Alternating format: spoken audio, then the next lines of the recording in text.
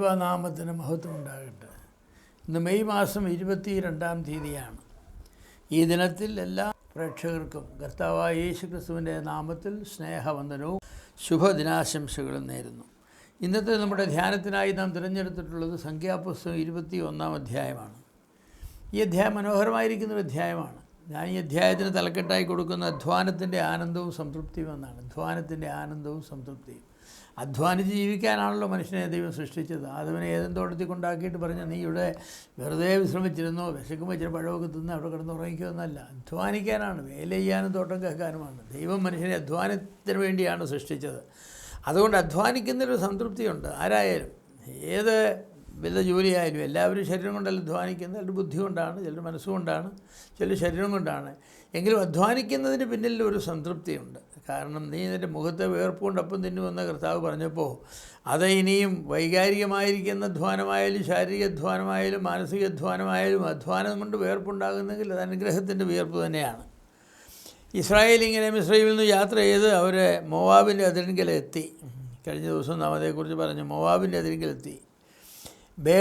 Beer എന്ന് പറയുന്നതായിരിക്കുന്ന സ്ഥലം, ബിയറിൽ അവരെത്തി. അവിടെ വെള്ളത്തിന് ക്ഷാമം നേരിട്ടു. മോശ ജനത്തെ എല്ലാം ഒരുമിച്ച് കൂട്ടി. എന്നിട്ട് അവരോട് പറഞ്ഞു, നമുക്കിവിടെ വെള്ളമില്ല, നമുക്ക് ഒരു കിണർ കുഴിക്കണമെന്ന് പറഞ്ഞു. കിണർ കുടിച്ചാൽ വെള്ളം കിട്ടുന്നൊരു സ്ഥലമാണ് എന്ന് ഞാൻ വിചാരിക്കുന്നു. അതുകൊണ്ട് അവർ കിണർ കുഴിച്ചു. ആ കിണറ്റിൽ ധാരാളം വെള്ളം കണ്ടു. വെള്ളം കണ്ടപ്പോൾ നന്ദിയായി അവിടെ ഒരു ഗാനം പാടി. ആ ഗാനം എത്ര സന്തോഷം നിറഞ്ഞ ഗാനമാണ്.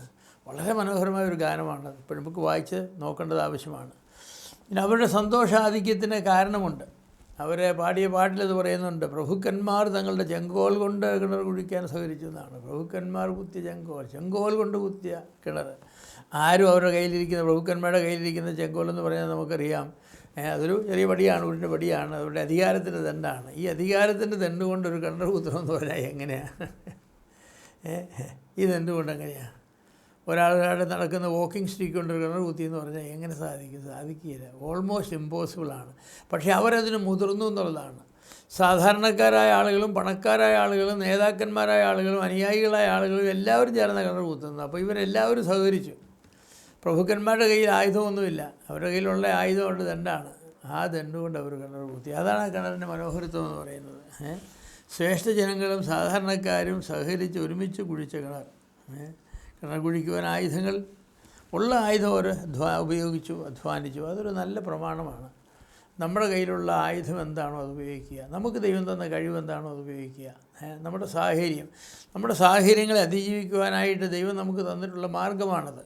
നാം ഇന്നതുണ്ടായിരുന്നെങ്കിൽ പിക്കാക്സ് ഉണ്ടായിരുന്നെങ്കിൽ, കമ്പി ഉണ്ടായിരുന്നെങ്കിൽ, പാര ഉണ്ടായിരുന്നെങ്കിൽ എന്നൊക്കെ പറയുന്ന കാര്യമില്ല. നമുക്ക് എന്തോ ഉണ്ട്. നമുക്കുള്ളത് പ്രഭുക്കന്മാരുടെ കയ്യിലിരിക്കുന്ന ചെറിയ വടിയാണ്, അംശവടിയാണ്.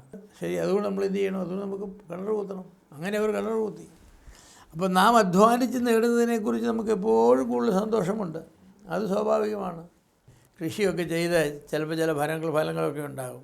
അത് വലിയ സന്തോഷമാണ്. ചില റോഡുകളിൽ കൂടെ ഇങ്ങനെ പോകുമ്പോൾ ചില പാടങ്ങളിലൊക്കെ ഏക്കർ കണക്കിന് പടവല, പാവല്, അതുപോലെ തന്നെ കോവല്, ഇങ്ങനെയുള്ളതായിരിക്കും സാധനങ്ങൾ കിടക്കുന്നത് കാണാം. അത് കാണുമ്പോൾ വലിയ സന്തോഷം വരും.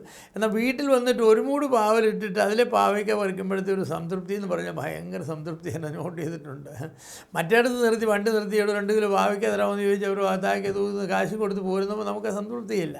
അത് വേറെത്തിൻ്റെ അധ്വാന ഫലം നമ്മൾ ഭക്ഷിക്കുക കാശ് കൊടുത്തിട്ട്. പക്ഷേ നമ്മുടെ പാവിലുണ്ടായൊരു ചെറിയ പാവയ്ക്കാണെങ്കിലും അത് പറിച്ച് നാം എന്തെങ്കിലും മെഴുക്ക് പറ്റോ തോരൻ വെക്കുകയൊക്കെ ചെയ്യും. എൻ്റെ സംതൃപ്തിയാണ്. അത് എന്തൊരു സന്തോഷമാണ് തരുന്നത്. അതുപോലെയാണ് പ്രഭുക്കന്മാരും സാധാരണക്കാരും ചേർന്ന് കിണർ കുത്തി അതിലെ വെള്ളം കോരി കുടിച്ചപ്പോൾ അവർക്ക് എന്തോ ഒരു സംതൃപ്തി ഉണ്ടായിരുന്നോ ഞാൻ വിചാരിക്കുകയാണ്. വിയർപ്പ് കൊണ്ടപ്പം തിന്നുമെന്നാണല്ലോ കർത്താവ് പറഞ്ഞത്. ഈ വിയർപ്പ് കൊണ്ടപ്പം തിന്നുക എന്ന് പറയുന്നൊരു സംതൃപ്തിയുണ്ട്. നമ്മൾ അധ്വാനിച്ച് വേർപ്പൊഴുക്കി നമ്മളൊരു കാര്യം ചെയ്ത് അതിൻ്റെ ഫലം അനുഭവിക്കുമ്പോൾ നമുക്കതൊരു വലിയൊരു ഒരു സാറ്റിസ്ഫാക്ഷനാണ്. ഒരു സംതൃപ്തിയാണ്. അതാണ് അവർക്ക് ഉണ്ടായത്.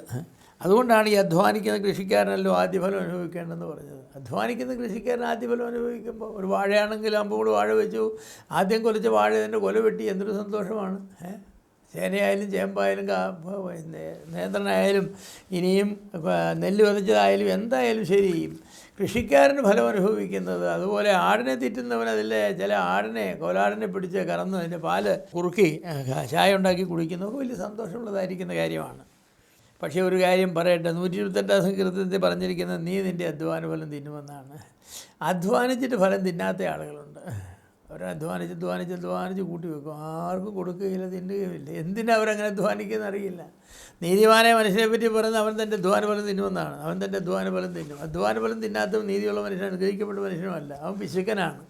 അവനെപ്പറ്റി നമുക്ക് വലിയ പ്രത്യാശയൊന്നുമില്ല അല്ലേ.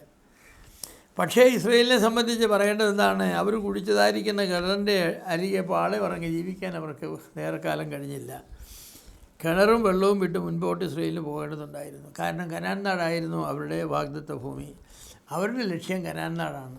ഇടയ്ക്ക് വെള്ളമുള്ളതായിരിക്കുന്ന ഒരു കിണറിൻ്റെ ഇടയ്ക്കലല്ല, അതല്ലായിരുന്നില്ല അവരുടെ ലക്ഷ്യമെന്ന് പറയുന്നത്.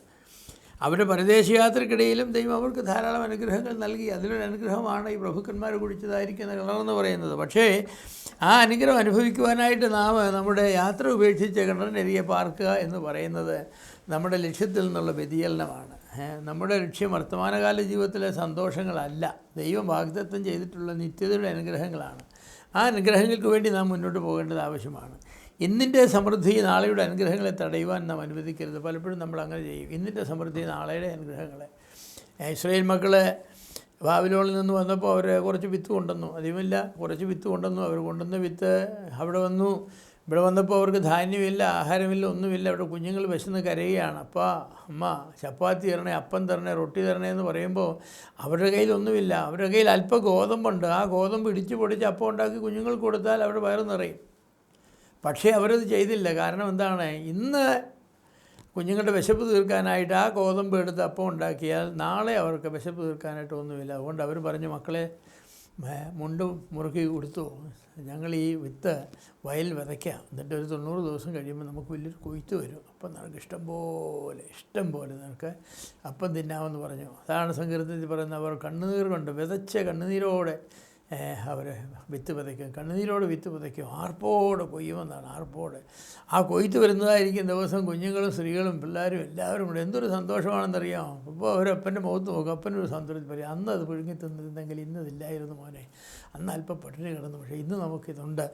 അപ്പോൾ നമ്മുടെ അനുഗ്രഹങ്ങളെന്ന് പറയുന്നത് വർദ്ധമാനമായിരിക്കുന്ന അനുഗ്രഹങ്ങളായിരിക്കണം. നാം ഉള്ള അനുഗ്രഹങ്ങൾ തിന്ന് മുടിച്ചിട്ട് ഒന്നുമില്ലാത്തവരായിട്ട് തീരരുത്. അതുകൊണ്ട് എല്ലാം ഉപേക്ഷിച്ച് കിണറിൻ്റെ അരികെ പാർക്കരുത്. പാർത്താൽ നമുക്ക് വെള്ളം കിട്ടുമെന്നുള്ള കാര്യം ശരിയാണ്, പക്ഷേ ഇത് കനാലിലെ അനുഗ്രഹങ്ങൾ നമുക്ക് കിട്ടുകയില്ല. അതുകൊണ്ട് നമ്മുടെ ലക്ഷ്യമെന്ന് പറഞ്ഞാൽ വർത്തമാനകാല ജീവിതത്തിലെ സന്തോഷമാകരുത്. ദൈവം വാഗ്ദത്തം ചെയ്തിട്ടുള്ള നിത്യതയുടെ അനുഗ്രഹങ്ങളാണ് നമുക്ക് ഇന്നിൻ്റെ സമൃദ്ധിയായി കാണേണ്ടത്. നാളെയുടെ അനുഗ്രഹങ്ങളെ തടയുവാൻ ഇന്നിൻ്റെ അനുഗ്രഹങ്ങളെ നാം ഒരിക്കലും അനുവദിക്കരുത്. നിത്യതയെ ലക്ഷ്യമാക്കി ഉപേക്ഷിക്കേണ്ടതൊക്കെ ഉപേക്ഷിച്ച് മുന്നോട്ട് യാത്ര ചെയ്യുമ്പോൾ മാത്രമേ നമുക്ക് ലക്ഷ്യസ്ഥാനത്തെത്തുകയും അവിടെ ദൈവം നമുക്ക് വെച്ചിരിക്കുന്നതായിരിക്കുന്ന വിശാലമായ അനുഗ്രഹത്തിലേക്ക് നമുക്ക് പ്രവേശിക്കുവാനായിട്ട് കഴിയൂ.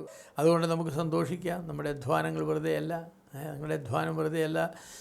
കൊരിന്ത്യലേഖനം 15 അധ്യായത്തിൽ പറഞ്ഞിട്ടുണ്ടല്ലോ, 1 കൊരിന്ത്യർ കർത്താവിൻ്റെ വരവിനെക്കുറിച്ചൊക്കെ പറയുമ്പോൾ നിങ്ങളുടെ അധ്വാനങ്ങൾ വെറുതെയല്ല എന്ന് അറിഞ്ഞ് സ്വർഗസ്ഥനായ ദൈവത്തെ മഹത്വപ്പെടുത്തുവാൻ തക്കവണ്ണം ദൈവം നമ്മെ സഹായിക്കട്ടെ.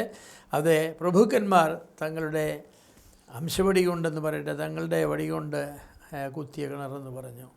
പ്രിയമുള്ളവരെ, പാവപ്പെട്ടവർ മാത്രം പിക്കാക്സ് കൊണ്ടും കമ്പി കൊണ്ടും കുത്തിയാൽ പോരാ. പ്രഭുക്കന്മാരായവരും ഇറങ്ങണം, അവരും കുത്തണം, അവരുടെ ദണ്ട് കൊണ്ട് കുത്തണം എന്ന് പറഞ്ഞാൽ ഓരോരുത്തരും തനിക്ക് കഴിയുന്നതായിരിക്കുന്ന സേവനങ്ങൾ ദൈവരാജ്യത്തിൻ്റെ വളർച്ചയ്ക്ക് വേണ്ടി ചെയ്യണം. അങ്ങനെ ചെയ്യുമ്പോഴാണ് ദൈവരാജ്യം നമ്മുടെ ഇടയിൽ വളരുന്നത്. ദൈവം നമ്മെ അനുഗ്രഹിക്കട്ടെ.